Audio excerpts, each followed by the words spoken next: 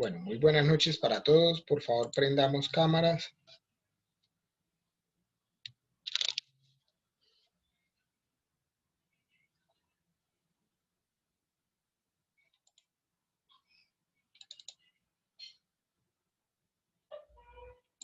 Vamos a abrir Moodle.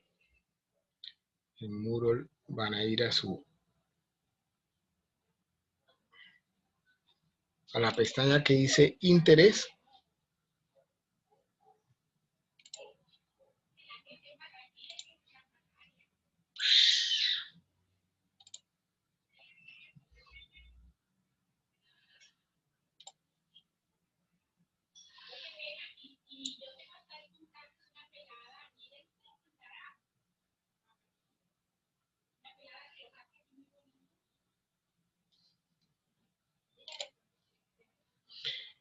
En la hoja, en la subpestaña que dice Sigamos hablando de interés, van a descargar, por favor, el ejercicio que dice Interés corriente e interés real.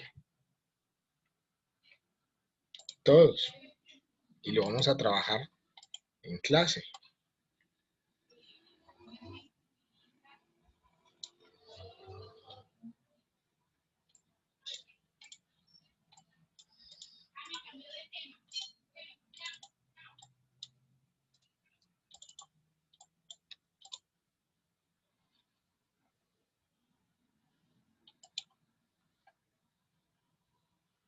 En la clase pasada habíamos hecho unos ejercicios de conversiones de tasas, ¿cierto? Ahí quedamos la clase pasada.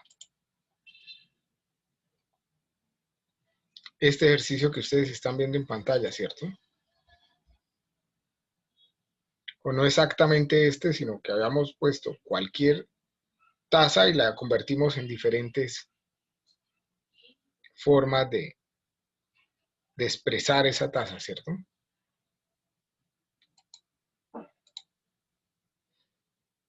¿Sí? Sí, sí, señor. Sí, profe.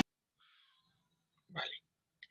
En la clase de hoy vamos a hablar de interés corriente y de interés real.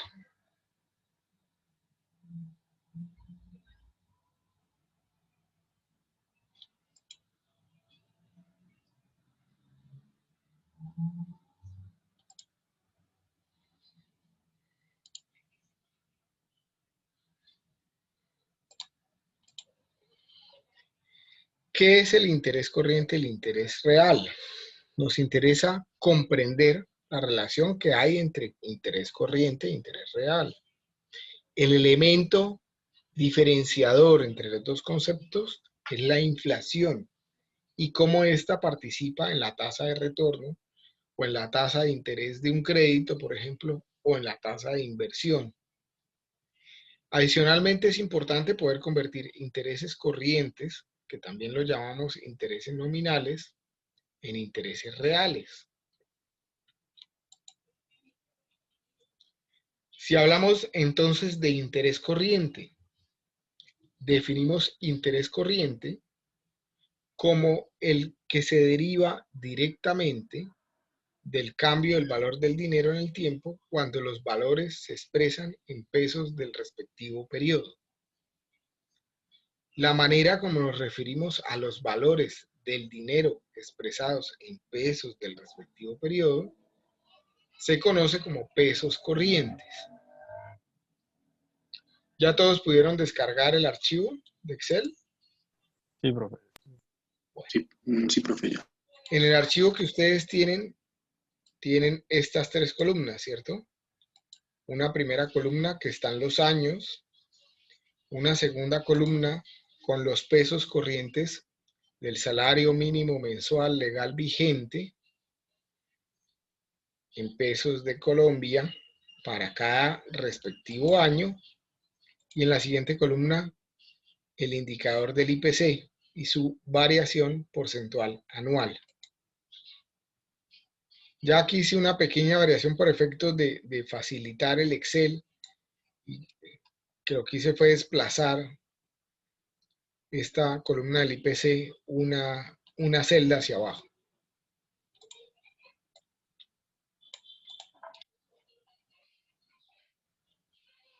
¿Todos lo tienen así?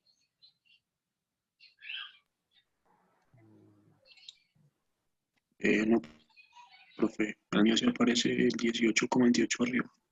El Por mío eso, también, profe. desplácenlo, por favor, desplácenlo. Que les quede igual.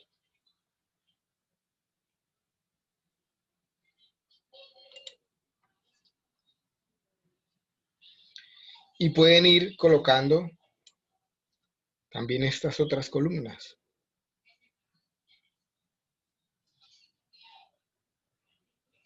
Sí, y profe, todas ya están, hasta variación real, fórmula. Hay unas que faltan, ¿no? O que están diferentes. Sí, hay unos que están diferentes. Bueno, volviendo con el concepto de pesos corrientes, yo podría decir que en pesos corrientes del año 91, el salario mínimo equivalía a 51.716 pesos. Así como en pesos corrientes del 2020, el salario mínimo equivale a 877.803 pesos. Para intentar clarificar un poco más el concepto, ¿alguien recuerda cuánto valía una Coca-Cola personal cuando comenzaron a recibir dinero para comprar en la cafetería de su colegio? La de botellita de vidrio valía La como, botellita de 350 mililitros, o la botella de 350 mililitros. me acuerdo si eran como 700.000 pesos que valía. ¿En qué año? No, profe, qué rato. ¿Quién me ayuda con el dato? ¿En 2008, Por 2009? ahí sí, como 2008, más o menos. Como 2008, 1.300 valía en el 2013. ¿cuánto? Como 1.300 en el 2013 valía. Bueno, 1.300 en el 2013. Entonces fíjense que si expresáramos el valor en pesos corrientes del 2013, una Coca-Cola valdría 1.300 pesos, por decir algo. ¿Cuánto vale hoy una Coca-Cola? 2000. 1.800. Bueno, sí, 2.000. ¿2.000 pesos? Coloquémosle los 2.000 entonces.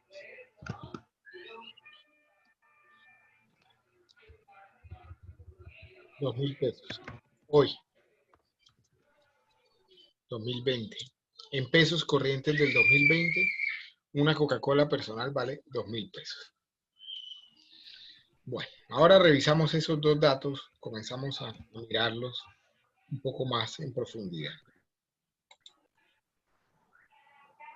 Fíjense que en la tabla que ustedes tienen en Excel, se puede ver la evolución de los salarios mínimos legales vigentes en pesos del respectivo periodo, es decir, en pesos corrientes, al igual que la inflación del respectivo periodo.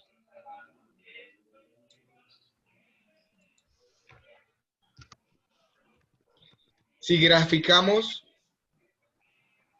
la variación de la inflación frente a los años, pues me sale una gráfica como esta, ¿cierto? Lo podría hacer muy fácilmente si selecciono las dos y le digo por acá graficar.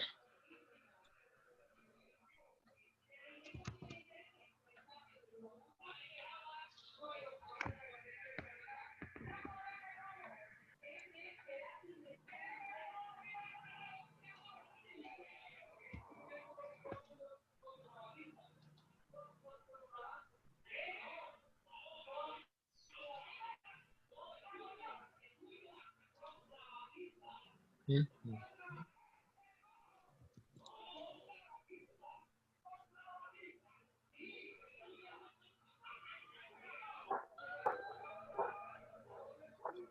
A ver, se me fue la que quería.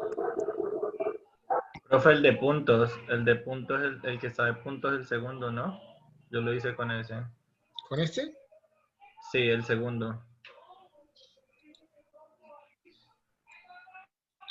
Probablemente sí, pero me está cogiendo los valores que no son. A ver, IPC.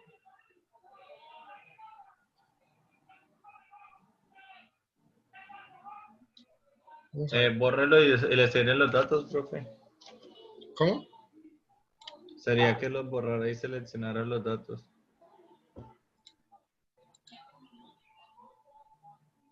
Acá ya la tenemos, ¿cierto?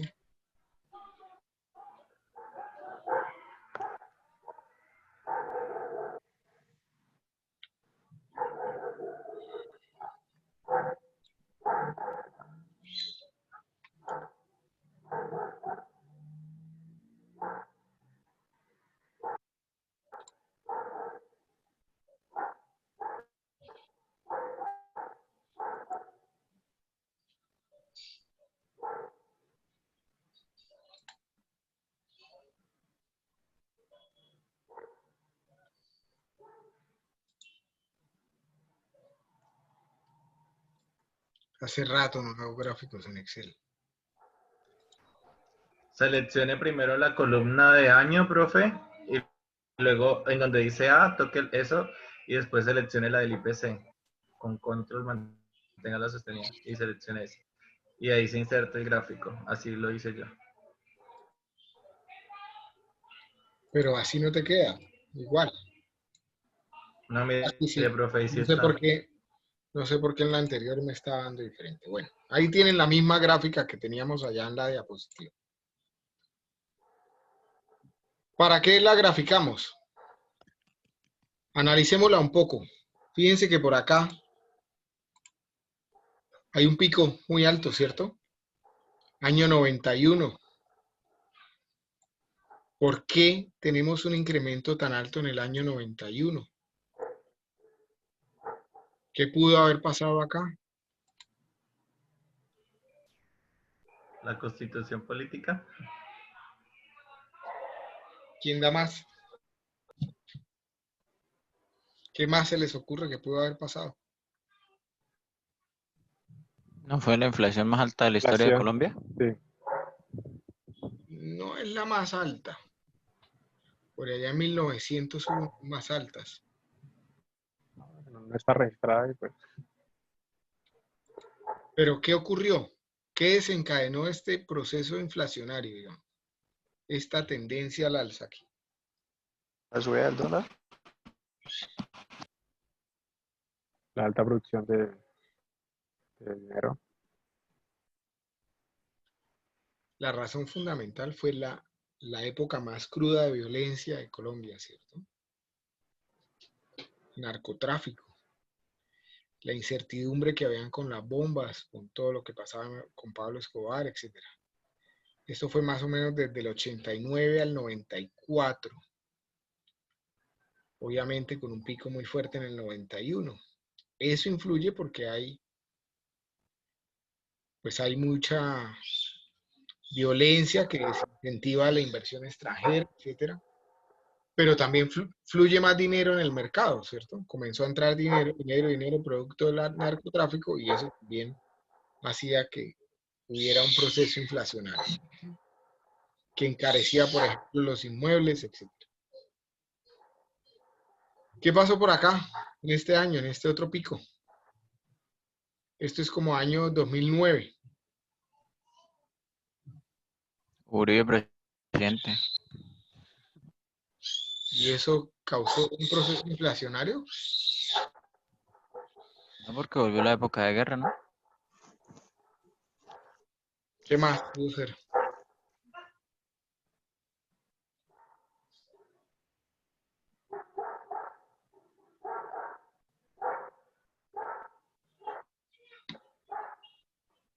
¿Qué más podría ser?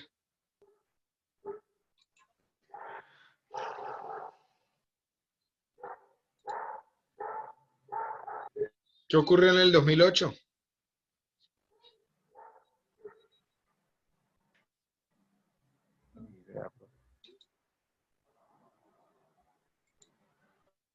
¿Nadie?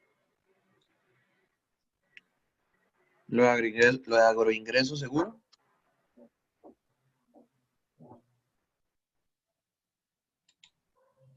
En el año 2008 se cayó la bolsa de Nueva York.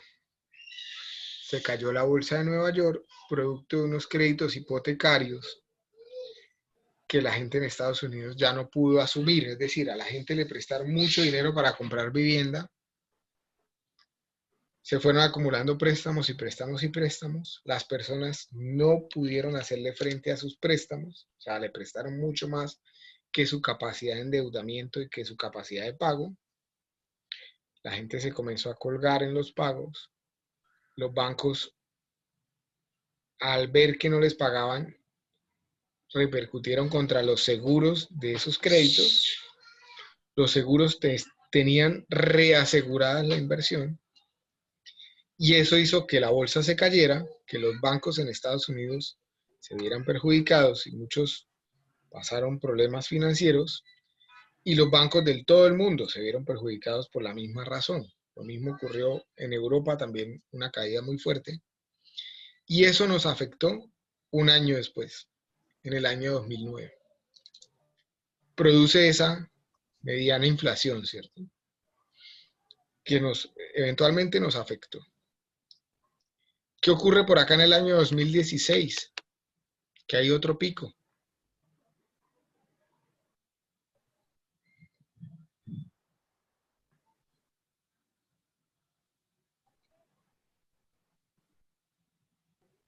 O el pico está realmente al final del año 2015, ¿cierto? ¿Qué ocurre en el 2015?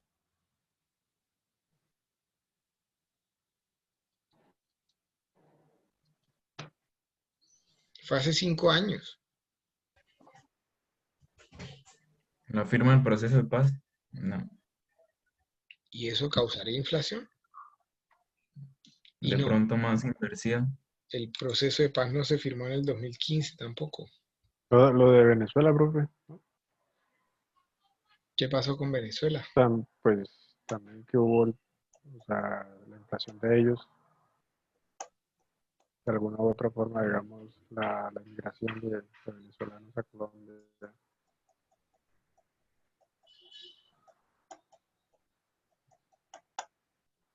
¿Qué más pudo haber pasado? Profe, ¿no fue la firma del TLC?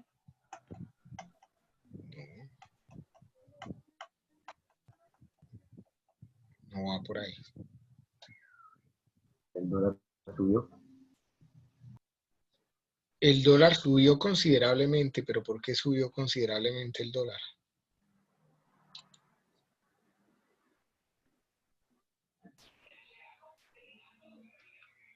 Hay una razón del por qué se desvalorizó el peso, mejor dicho. No es que suba el dólar, sino que se desvalorizó el peso. ¿Por el petróleo? ¿No fue la subida de...? Por el petróleo, ¿cierto? El petróleo cayó de 100 dólares el barril a 40 dólares el barril. Y eso en un país en donde la gran mayoría de las fuentes de ingresos del presupuesto nacional son producto de las exportaciones de petróleo, pues afectó considerablemente el valor de la moneda y pues todo lo que se importaba inmediatamente se encarecía, ¿cierto? Y generaba pues una inflación. Es muy probable que al final del año 2020, o sea, el siguiente dato, también esté elevado, ¿cierto? Un poco más elevado que lo que se proyectaba de un 3%. Digamos, la meta es mantenerlo en un 3%. Seguramente vamos a llegar por ahí al 4 o al 5 o incluso al 6%. Producto del COVID, ¿no? De todo lo que ha ocurrido económicamente con la pandemia.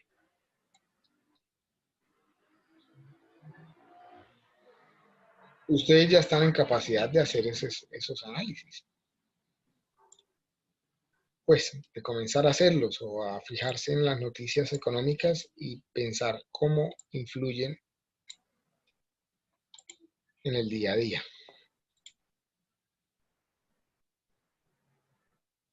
Vimos la evolución en pesos corrientes es decir, los pesos del respectivo periodo del salario mínimo en Colombia. Completemos ahora la misma tabla calculando la variación porcentual del salario por periodo en pesos corrientes y finalmente comparemos la tasa de crecimiento del salario en pesos corrientes con la variación del IPC o la variación de la inflación, en otras palabras, ¿no?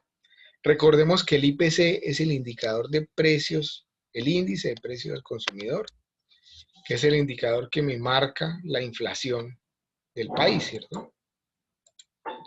Entonces, lo que están pidiendo que hacer en esta diapositiva es que evaluemos o revisemos cuánto subió el salario mínimo de un año al otro.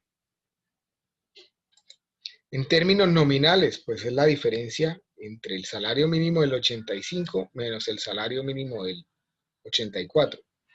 Entre el 84 y el 85, el salario mínimo subió 2.260 pesos, nominalmente hablando. Porcentualmente hablando,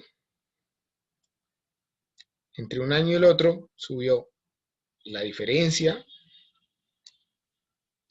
sobre el año base, o lo que es lo mismo, lo que equivale el año actual sobre el año base menos 1. Me da el mismo porcentaje, ¿cierto?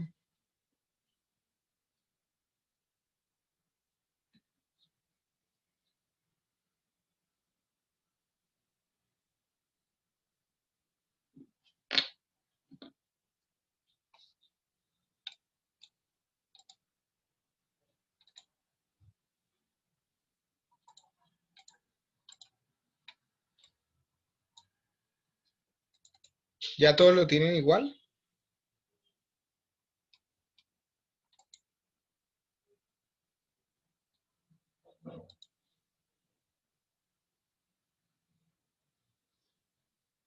Entonces, fíjense que en la medida que pasan los años, el aumento tiende a ser más grande, aunque no siempre, ¿no? Fíjense que por acá en el año 2012 subió más que en el 2013, que en el 2014, que en el 2015, nominalmente hablando.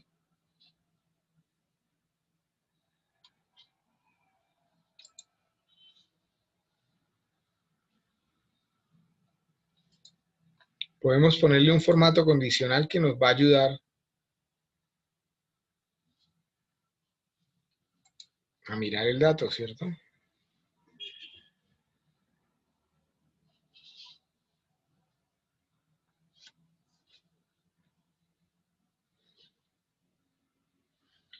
¿Compensa el IPC o no lo compensa?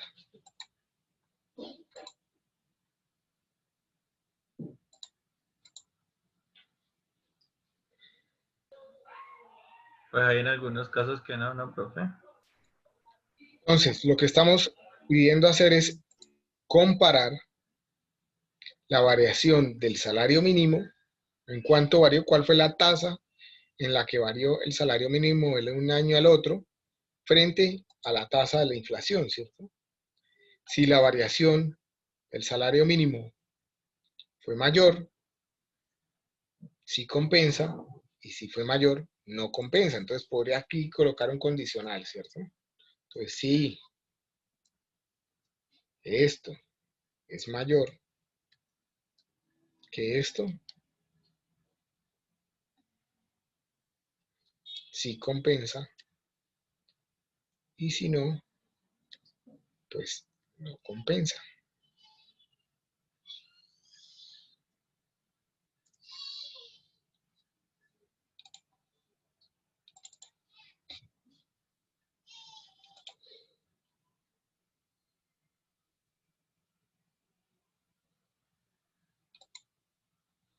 Entonces, fíjense que hay unos años en donde el aumento del salario mínimo no alcanzó a compensar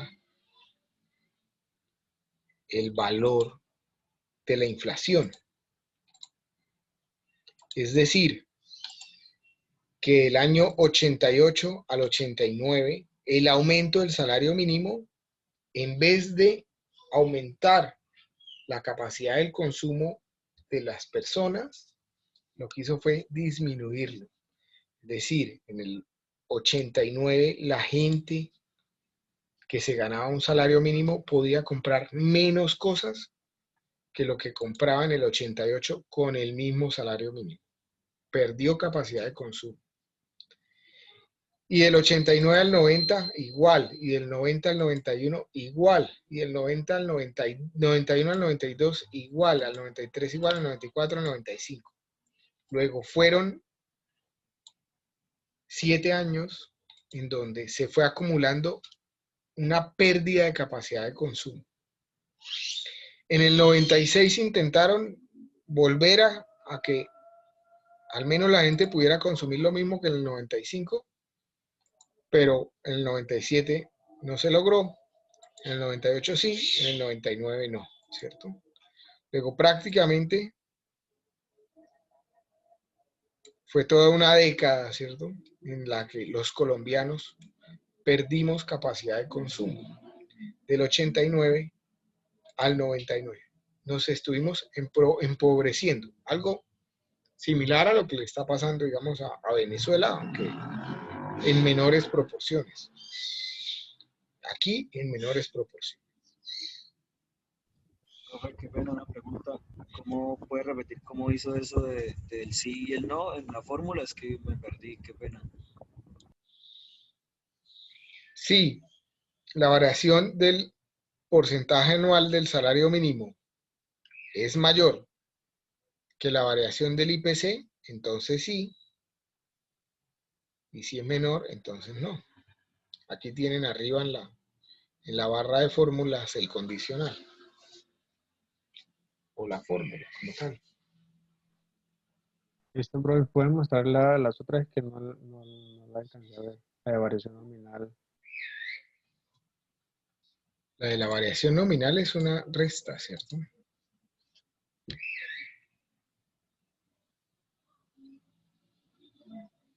Ah, ok, sí, qué pena.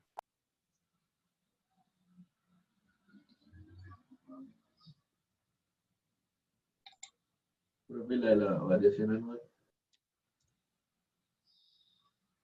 La de la variación anual. Esta puede ser así, o puede ser así. Son dos formas de calcularla, dan el mismo valor.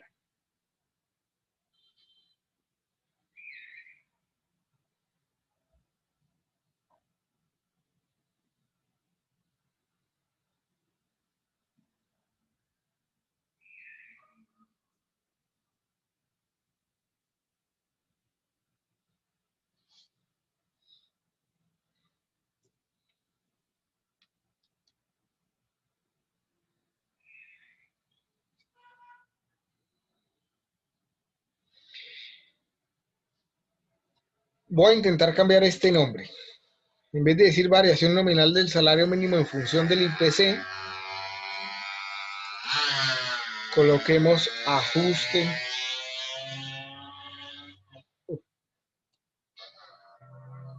Pasó una moto que no podía sonar más, ¿cierto? Ajuste del salario mínimo en función del IPC.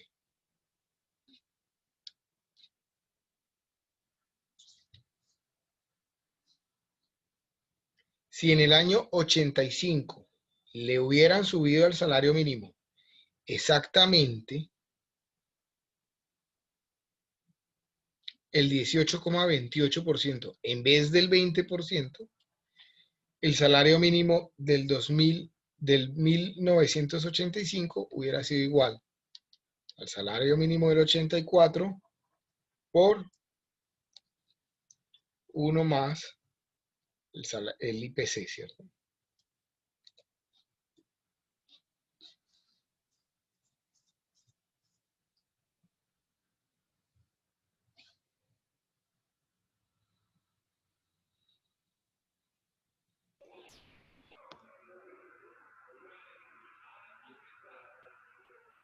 Profe, ¿cómo fue que dijo? Perdón.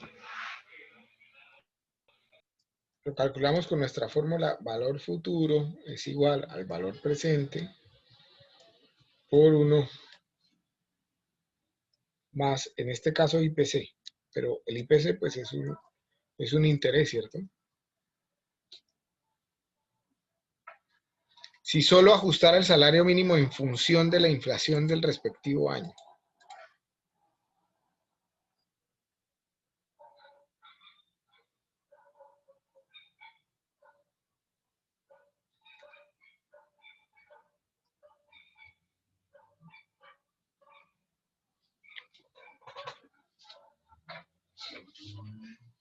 A ver, de pronto me estoy adelantando y hasta ahí no me los comienzo a enredar. Hasta lo que hemos hecho en la columna G, ¿me van siguiendo? O sea, revisamos que hay un salario mínimo en pesos corrientes del respectivo periodo, que hay una inflación durante ese periodo, que también entonces entre un año y otro hubo un aumento nominal del salario mínimo.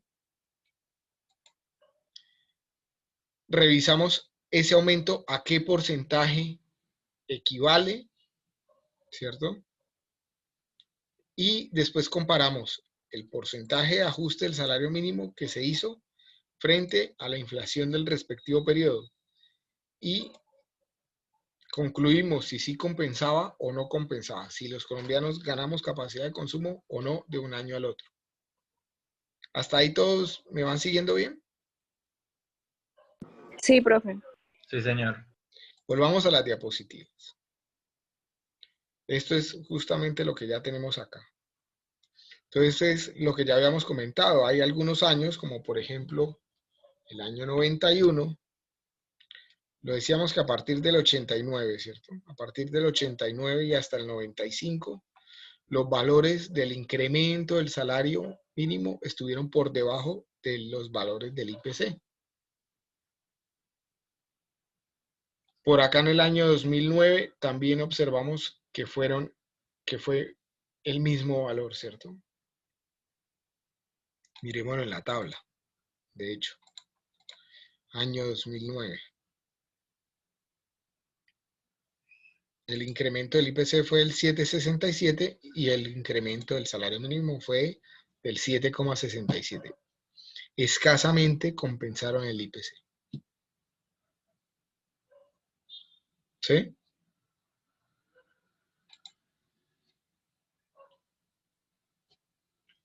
Hay otras formas de graficar lo mismo, con diagrama de barras, por ejemplo. Entonces, fíjense que desde el año, bueno, acá ya no lo tengo desde el 89, pero en el año 2009, escasamente me compensaron, ¿cierto? Si hubiera hecho esta gráfica para más tiempo, pues encontraría la variación. Más tarde si la podemos hacer. Año, IPC, y variación. Le digo insertar, diagrama de barras, y de la cálculo.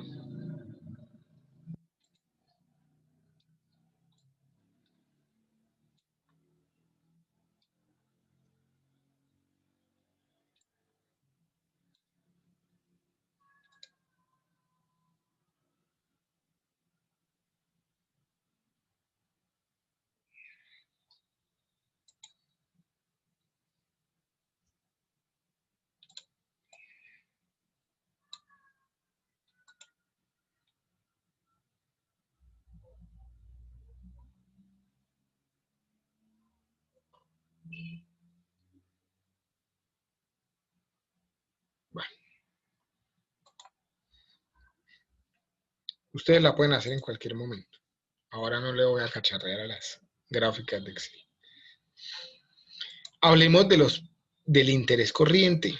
Sigamos hablando. Dice, las gráficas anteriores muestran cómo efectivamente una parte significativa del incremento del salario mínimo legal en Colombia simplemente está reponiendo la capacidad adquisitiva de los asalariados, que se vio afectada negativamente por efecto de la inflación, por la variación en la inflación. La serie de pesos corrientes muestra la evolución en pesos del respectivo año sin determinar la capacidad de compra efectiva de dichas sumas de dinero. es cuando comenzamos a hablar de interés real, que vamos a poder ver la real variación que hubo de un periodo a otro frente a la capacidad de consumo. Como su nombre lo indica, los intereses reales reflejan el costo o el rendimiento de una operación financiera cuando los flujos de caja asociados han sido expresados en pesos constantes de un periodo específico. Los pesos constantes son simplemente los mismos pesos corrientes, pero expresados en términos de la capacidad de compra real en cada periodo, dada la respectiva inflación del periodo. Corresponde a la serie de valores en los cuales se ha hecho un ajuste para expresar la capacidad adquisitiva de los pesos en términos de un periodo específico. A esto se le conoce como pesos constantes de un año base.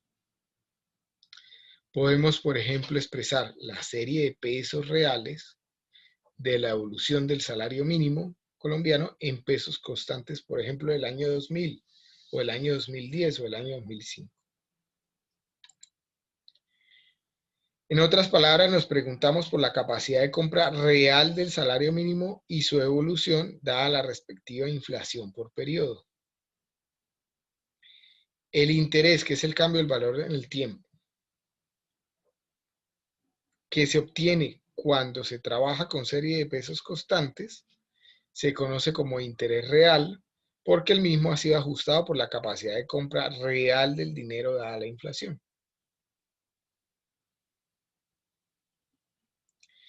Intuitivamente es claro que aunque el salario mínimo en Colombia cambió en términos corrientes un 6,56% en el año 2005, vamos a verlo de forma comparativa aquí. Entonces fíjense lo que está diciendo acá, dice. En el año 2005, la variación del salario mínimo fue en términos corrientes del 6,56%.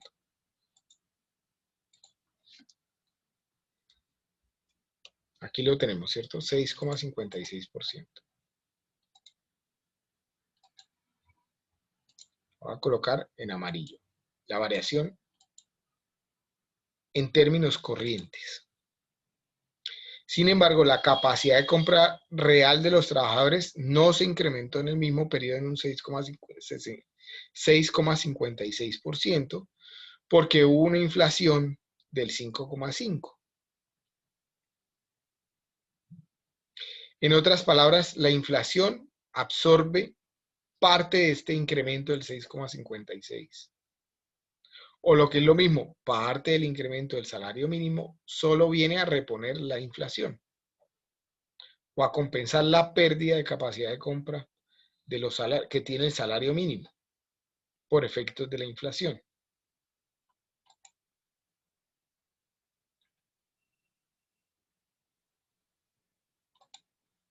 Entonces, eso era lo que estábamos comenzando a analizar acá. Si yo ajusto el salario mínimo o ajustara el salario mínimo solo con la inflación, entonces fíjese que estos 13.363 pesos sería el valor equivalente al salario mínimo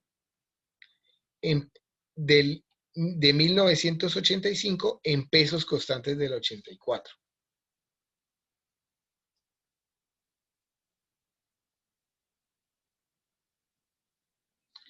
¿Cuál hubiera sido la variación nominal real del salario mínimo en este caso? Pues si el salario mínimo realmente se subió a 13.558, pues la variación real fue de 195 pesos frente a lo ajustado únicamente por la inflación.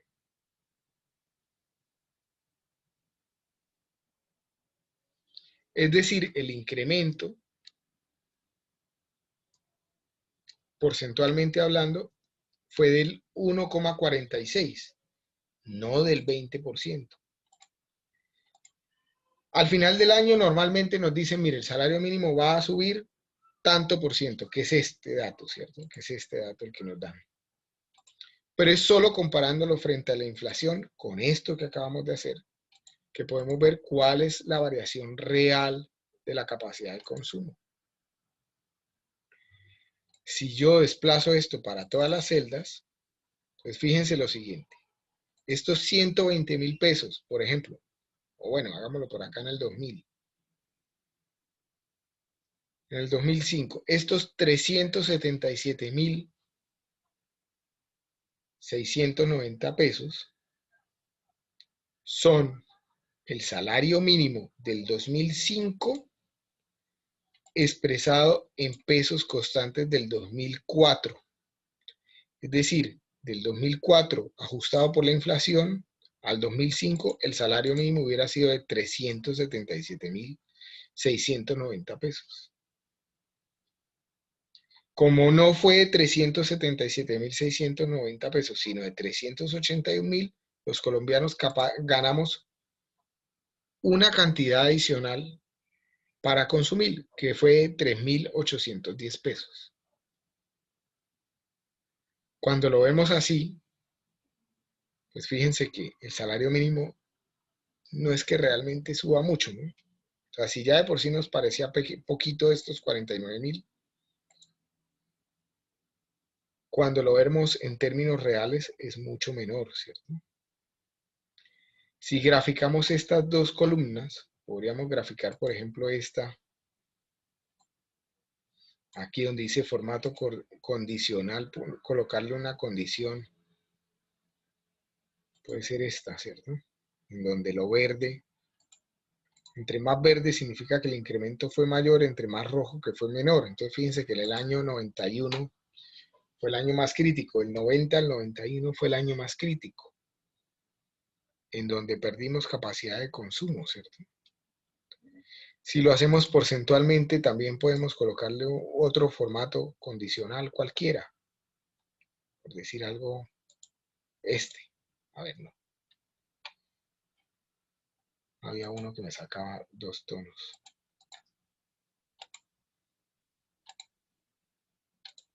Voy a devolverlo. Este, por ejemplo. Entonces fíjense que entre más rojo es porque perdí más capacidad de consumo y entre más verde porque gané mayor capacidad de consumo en términos porcentuales. Entonces Duque entre el 2018 y el 2019 no nos dijo del todo mentiras. Su incremento del salario mínimo, que en ese momento fue el 6%,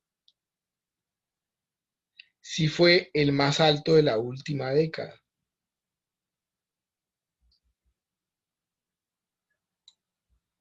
Fíjense que del 2018 al 19 fue el 2,73% en términos reales, y digamos el inmediatamente más alto fue en el 2014 con un 2,51%.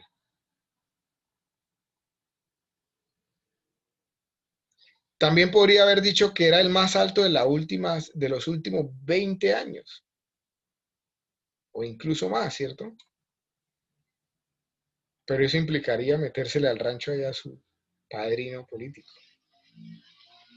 y decir que, pues que también lo había hecho mal, ¿cierto? O que el aumento no era tan real. Sin embargo, en ese momento a Duque le criticaron eso porque la gente solo veía el incremento nominal, ¿cierto? El incremento, la variación anual del salario mínimo y entonces le dijeron, ¿por qué usted está diciendo eso si en el año 2017 el incremento fue del 7% y en el año 2016 fue el 7%? Pero en términos nominales fueron menores esos incrementos, ¿cierto?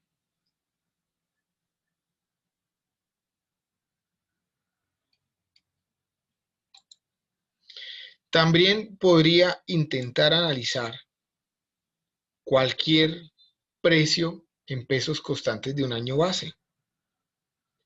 Entonces, ¿qué es lo que llamamos pesos constantes que utilizan el interés real? Si yo ajusto el valor de la Coca-Cola del año 2013 lo voy ajustando todos los años por el valor de la inflación, podría dar el dato del 2020 en pesos constantes del 2013.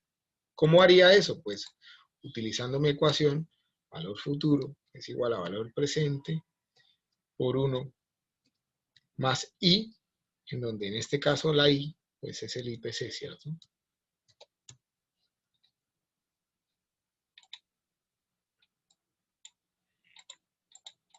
Es decir, si yo digo valor futuro es igual a los 1.300 por 1 más la tasa de inflación entre el 2013 y el 2014 fue el 1,94.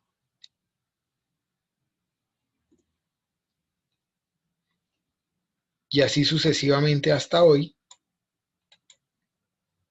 tendríamos que una Coca-Cola hoy debería estar costando en pesos constantes del 2013 1.729 pesos.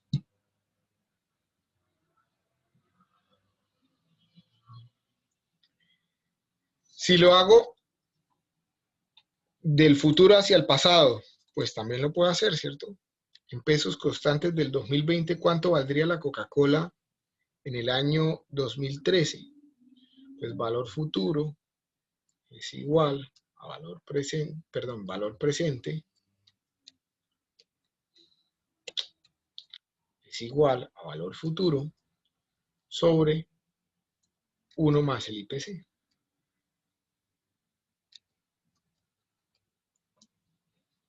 En ese caso, entonces, sería este dividido 1 más este de acá.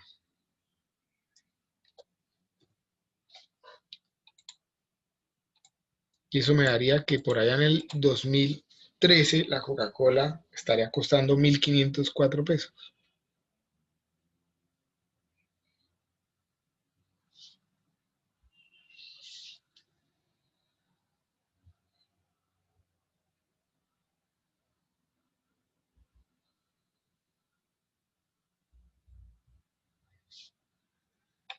¿Sí quedó medianamente claro este ejercicio que acabamos de hacer acá?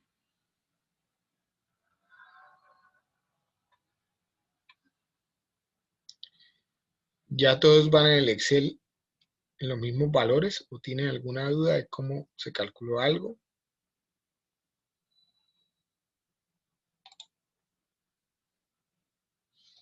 ¿Me podría mostrarme cómo calculó el porcentaje de variación real, por favor? Este Sí, profe. es la variación nominal real sobre lo ajustado por el IPC.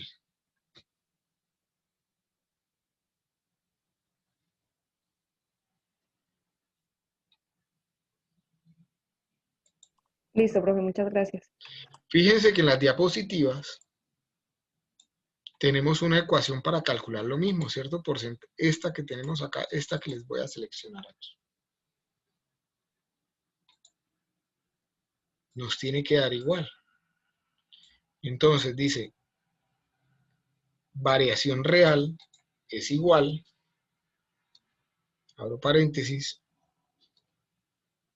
vuelvo y abro paréntesis, a 1 más la variación corriente, que era ese 20% que me habían dicho que me iban a ajustar el salario mínimo,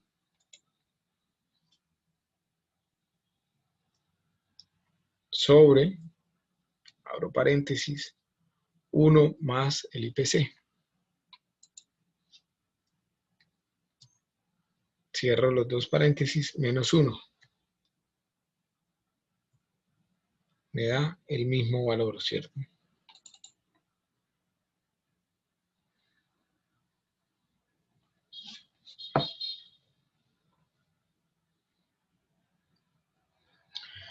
Normalmente todos los modelos económicos de análisis, de evaluación de proyectos o de proyectos de inversión o de negocios se hacen en pesos constantes del año base. Es decir, esto es relevante porque cuando ustedes vayan a hacer su modelo de su proyecto de inversión, lo van a hacer en pesos constantes del año base. Y De hecho, van a quitar la variable inflación del modelo. La van a sacar ahí porque como es incierta, ya de por sí el modelo va a ser una serie de supuestos, pues quitar esa variable me quita ahí un peso de encima. Lo que sí puedo hacer con el modelo es que una vez que yo comience a ejecutar mis proyectos, puedo comenzar a ajustar el modelo en pesos reales, en función del IPC que se vaya dando realmente de un año al otro, de un periodo al otro de análisis. Pero para hacer la proyección o la estimación, lo hago siempre en pesos constantes del año base.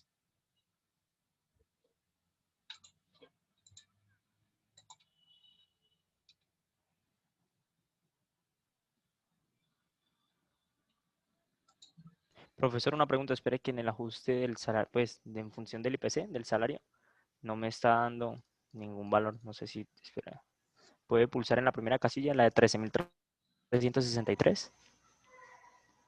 ¿Acá? Sí, ahí. Es que no me estaba dando.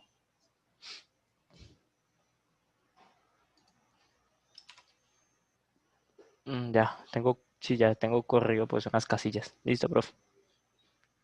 No, por eso les decía al principio, desplacen una casilla, la variación del IPC, digamos, porque es más fácil, ¿cierto? De jugar, de hacer los cálculos, que quedan siempre alineados. ¿Sí? Fíjense que aquí nos van a quedar alineados al desplazarlo. Lo que tengo que tener claro es que este dato ocurre al final del 84, o sea, al final del 84 evalúan cuál fue la inflación de todo el año 84 y me da 18,28%. Y es al final del año 84 que también me dicen el ajuste del salario mínimo para el siguiente año es del tanto por ciento. ¿Sí?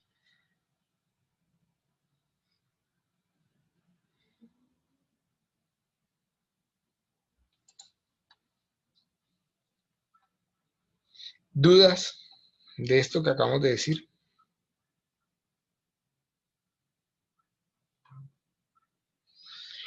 ¿Qué otra utilidad tiene el tema de los pesos corrientes y de los pesos constantes o del interés real e interés corriente?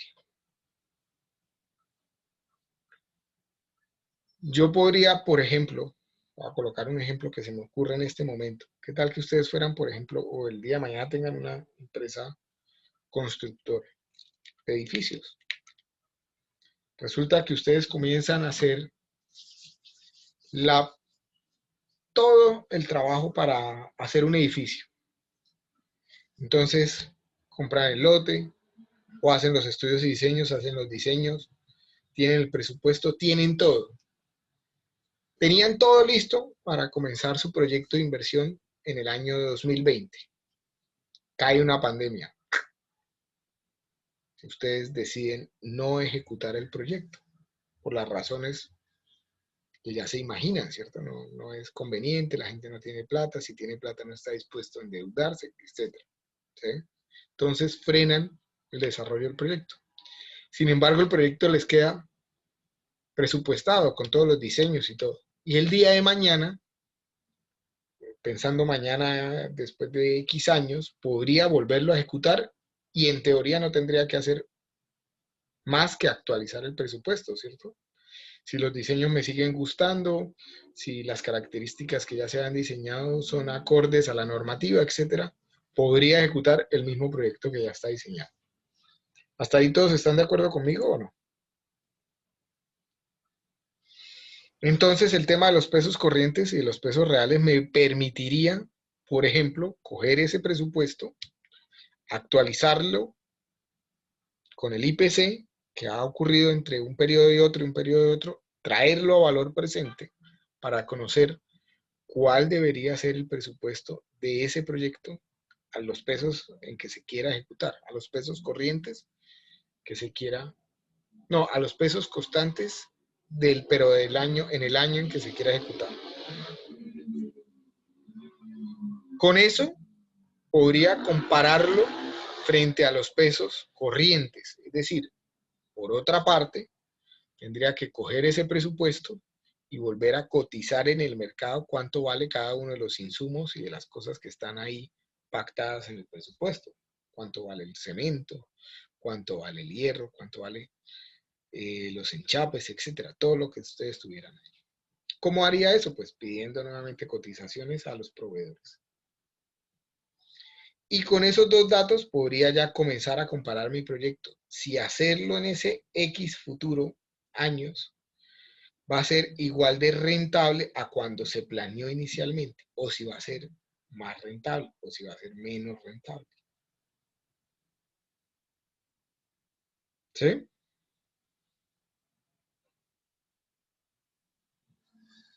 Incluso les permitiría hacer análisis. No sé si eso aplicaría, por ejemplo, para un proyecto de grado, ¿sí? Pero podrían analizar cómo ha sido la evolución de la construcción de edificaciones en función de eso que estamos diciendo, de si se ha incrementado los valores de la construcción o no realmente.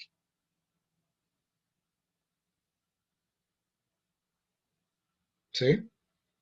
¿Lo ven o no lo ven?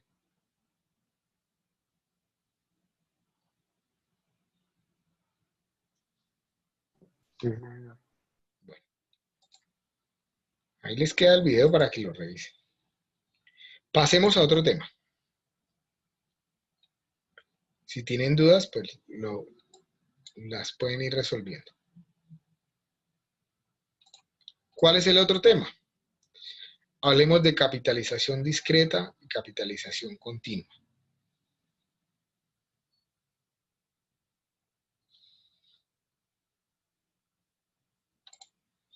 Hasta ahora, todo lo que hemos hecho en clase, todos los ejercicios que hemos visto, los hemos hecho considerando periodos de capitalización discretos, que se encuentran separados siempre por intervalos iguales de tiempo.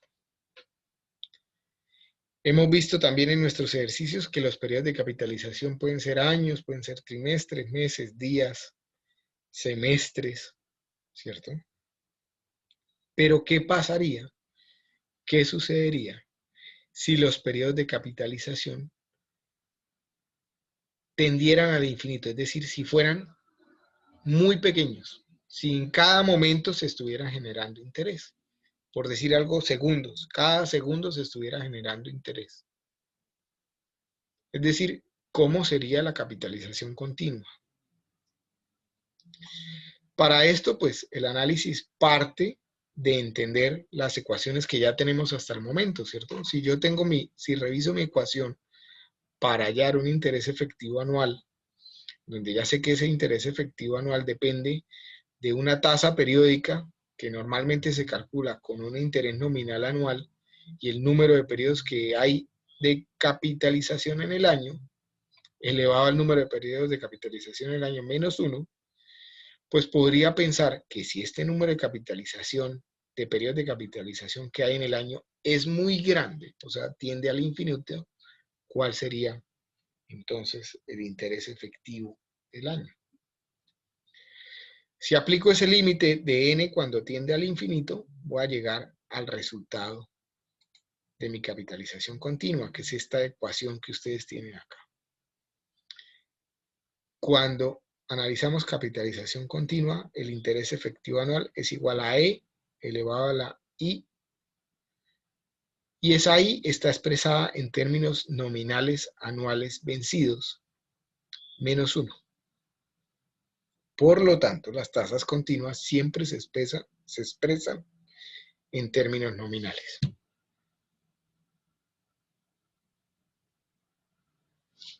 De manera similar, puedo partir de mis ecuaciones de equivalencia, ¿cierto? Que ya hemos utilizado varias veces. De valor futuro es igual a valor presente por 1 más I elevado a la n. Evaluar el límite de n cuando tiende al infinito y llegar a estas dos ecuaciones que tengo acá, donde I sub c es la tasa de capitalización continua expresada en términos nominales anuales y T es el número de periodos anuales.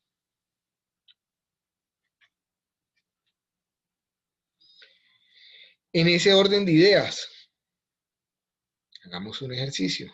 Dice, una persona deposita hoy una suma de dinero en una institución financiera que paga un interés del 12% anual capitalizable continuamente. Fíjense que eso es una tasa nominal, ¿cierto?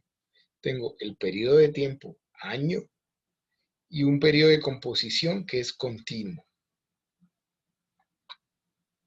Tengo periodo de tiempo, periodo de composición, y tengo que asumir que el pago es vencido. Si el saldo a favor del inversionista es de 15.300.000 dentro de 3 años, ¿cuál fue la cantidad que depositó inicialmente? Pues evalúo mi fórmula, la que tengo acá, valor presente es igual a valor futuro por E a la menos I sub C por T, y me va a dar que esa persona invirtió hace 3 años a una tasa del 12% anual capitalizable continuamente 10.674.447 pesos.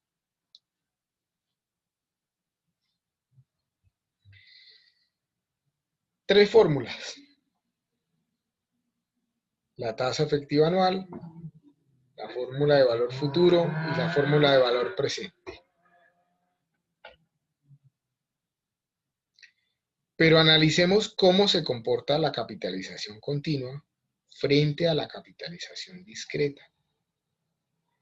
Para eso podríamos, por ejemplo, hacer este ejercicio.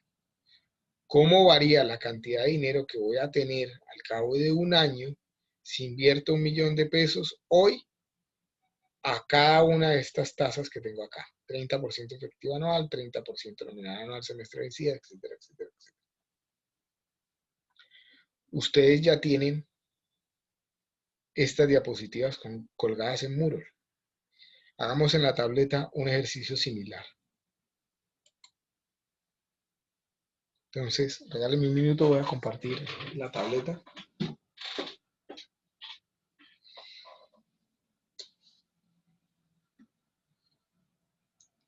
Y hacemos el ejercicio.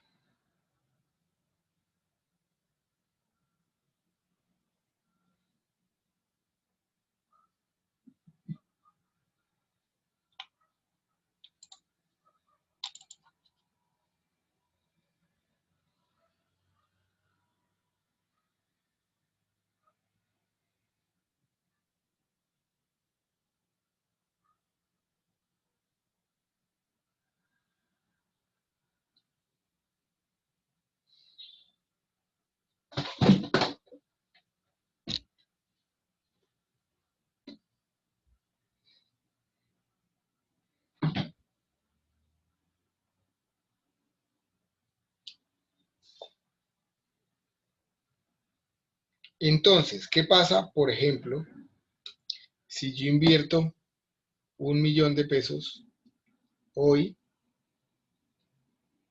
¿Cuánto dinero voy a tener al cabo de un año si lo invierto a un 40% efectivo anual?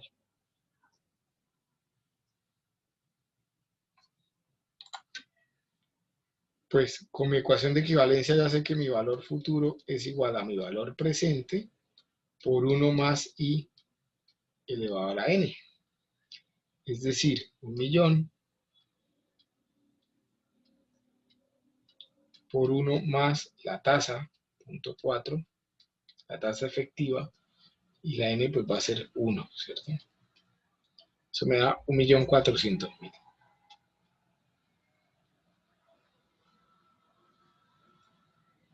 Si la tasa pactada es discreta, digamos, nominalmente sigue siendo la misma tasa, pero es una tasa nominal anual, semestre vencido, ¿cuánto tendré al cabo de un año? Para eso es necesario calcular primero mi tasa efectiva anual, que sería igual a 1 más la tasa nominal anual, dividido entre cuántos periodos de composición tengo, periodo de análisis. 52. ¿Esto sería cuánto? ¿Dividido entre cuánto?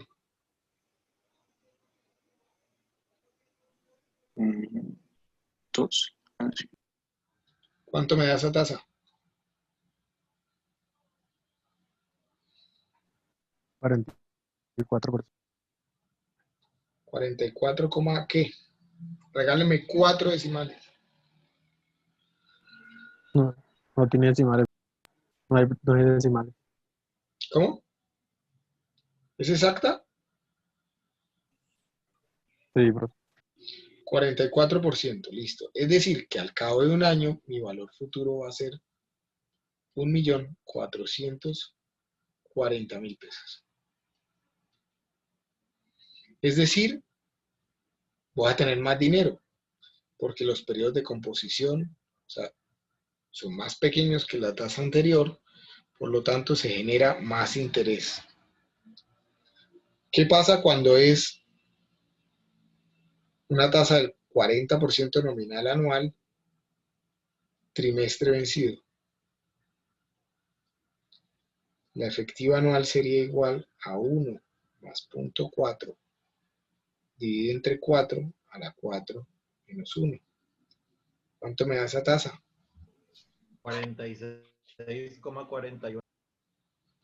46,41 ¿qué? 2 decimales más, por favor. No, profe, hasta ahí. ¿Está ahí? 40.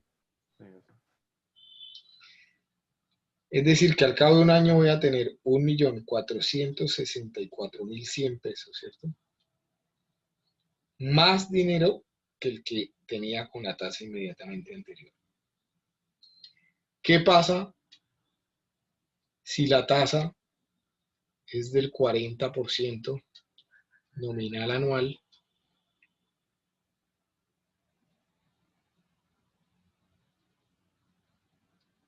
Ya hicimos trimestre, ¿cierto? Digámosla, mes vencido. Mi tasa efectiva anual sería igual a 1 más 0.4 dividido entre 12 a la 12 menos 1. ¿Cuánto me da esa tasa? 48.2126. Es decir, que al cabo de un año tendría 1.482.126 pesos. Si la tasa fuera diaria, es decir, un 40% nominal anual, día vencido, mi tasa efectiva anual sería igual a 1 más 0.4 sobre 360 a la 360 menos 1. ¿De cuánto me da esa tasa? 49.1493.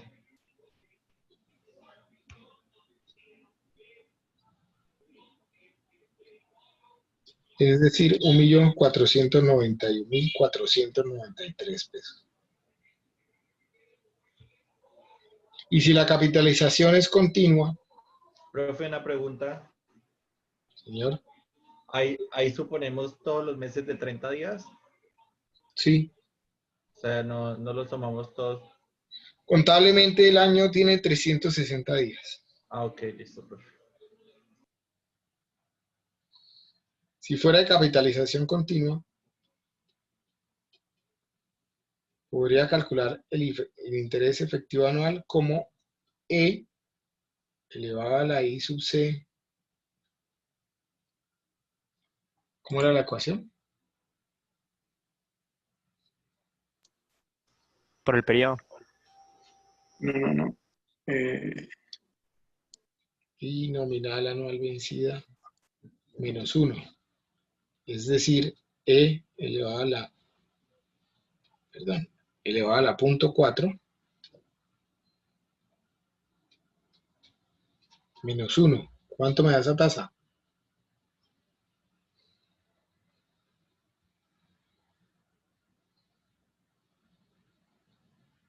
49, ¿qué? 18.24. Por ciento, ¿cierto? Puedo calcular el valor futuro. Si ya tengo el interés efectivo anual, pues lo puedo calcular con la fórmula que usábamos antes, pero también lo puedo calcular directamente, ¿cierto? Es decir, valor futuro es igual al valor presente por I por E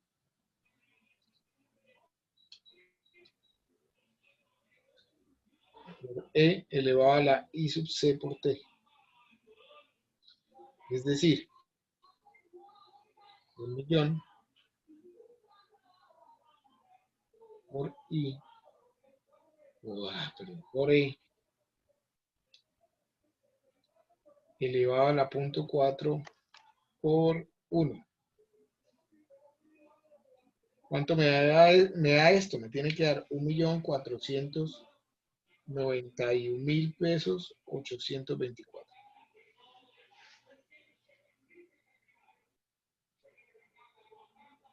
Si comparamos todos los resultados, fíjese que ese millón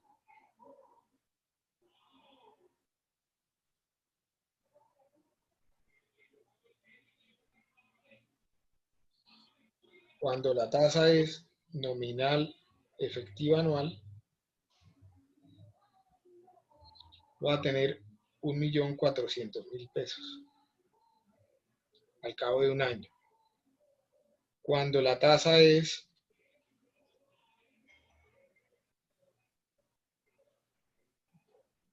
nominal anual semestre vencido, va a tener 1.440.000. Cuando la tasa es todas del 40%, ¿no? 40%, pero está expresada en nominal anual trimestre vencido, va a tener 1.400.000, ¿qué?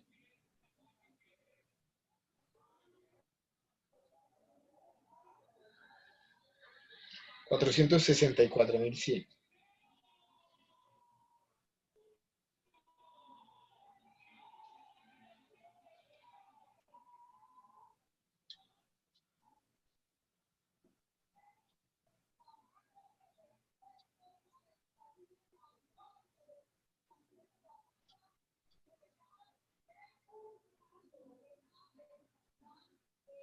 Y les arreglo los colorcitos para aquí.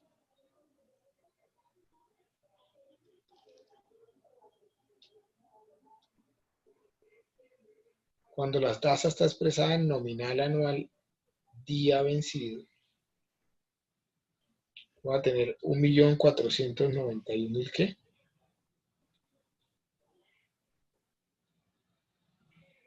Me salté. 493. 493. Me salté.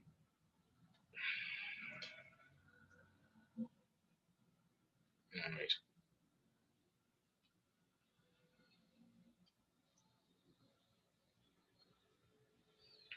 Me salté el nominal anual mes vencido, que era 1.000.000 el mes, 1.482.126. 1.482.126.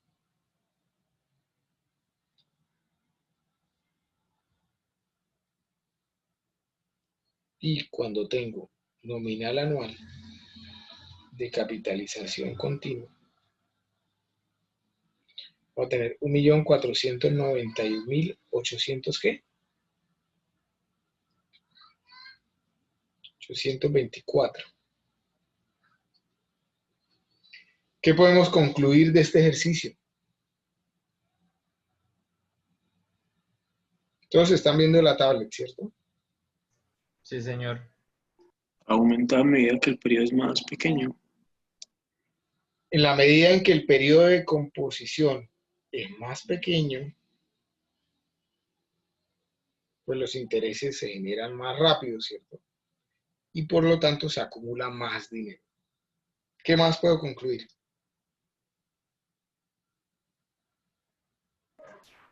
Que hay un tope, profe. ¿Cómo? Que hay un tope. Que hay un tope. Que por más que la capitalización sea continua, no va a ser infinitamente más grande, ¿cierto? Hay un límite. ¿Qué más puedo concluir? Muy bien.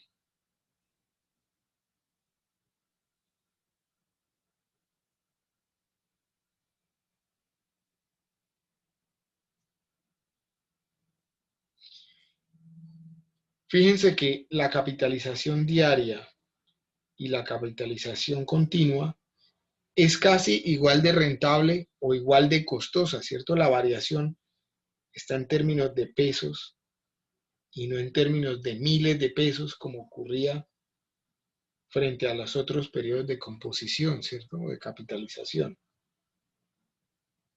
Lo que varía son unos pocos pesos y no miles de pesos.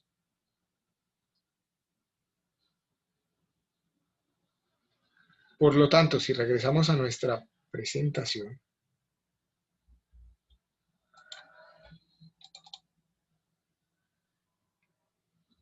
fíjense que ustedes tienen el ejercicio similar, pero con el 30%.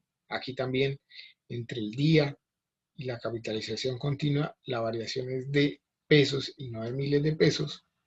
Y podemos concluir lo siguiente. Observamos que el valor futuro es mayor mientras mayor sea el número de periodos de capitalización por año de una tasa nominal. Ustedes ya dijeron eso.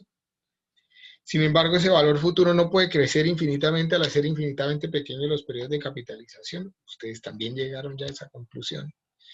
Y en términos prácticos, una capitalización diaria es tan costosa o tan rentable, depende de qué actor de la economía esté utilizando esa tasa, como una capitalización continua, ¿cierto? O sea, la diaria es muy parecida a la continua.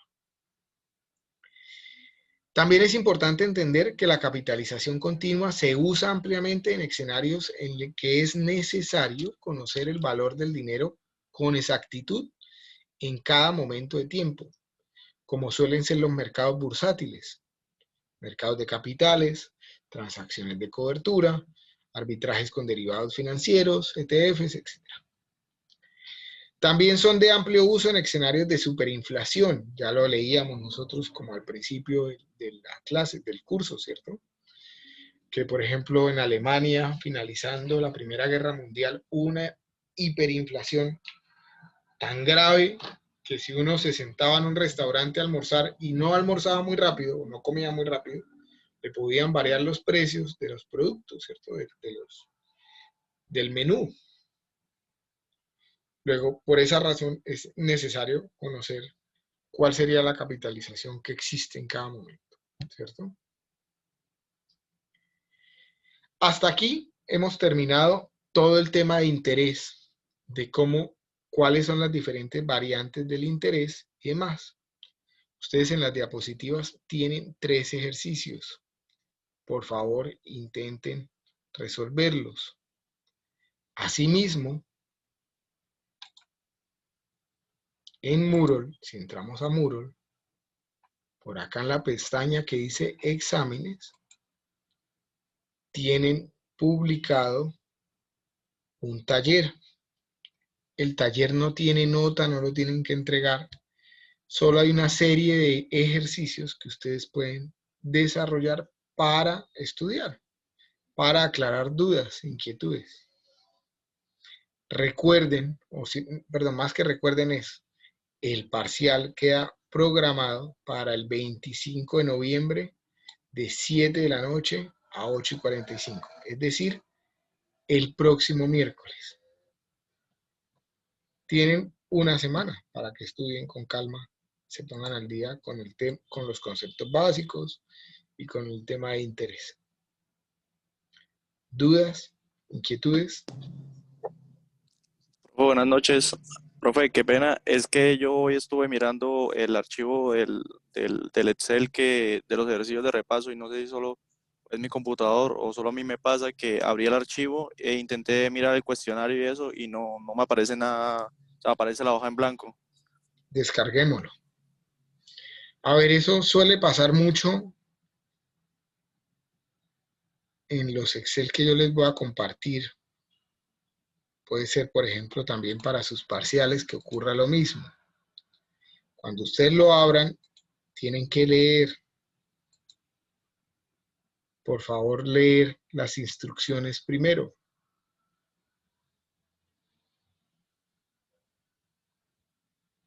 Entonces, fíjate que te abre primero en las instrucciones. Dice, registrar el nombre de todos los integrantes con su respectivo código. Esto en otros semestres era calificable y era en grupo. Responder cada uno de los puntos en la hoja correspondiente en la pregunta 1, entonces responder en la que dice Q1, etc. Pero fíjese que lo primero es colocar el nombre y los códigos. Entonces, ¿cuál es tu código, Nairo? Pues coloca 217. Nairo. Sí, señor, 217-4601. O sea, para poder que aparezcan las preguntas, toca escribir los códigos. Exacto. Un código. 217, ¿qué? 4601. 4601. Y con eso ya te sale acá abajo. Pues yo sí Todas leí las eso, pero preguntas. no me percaté de si era por eso que no me aparecía. En los parciales también ocurre lo mismo. Ustedes colocan, hasta que no coloquen sus nombres, pues no les salen las preguntas. ¿De acuerdo? Ok, profe, muchas gracias. Y ya, pues acá también le vuelve a salir la pregunta y ustedes pueden utilizar esta hoja para resolverla como quieran, en el esquema que quieran, ¿sí? ¿Qué más dudas hay?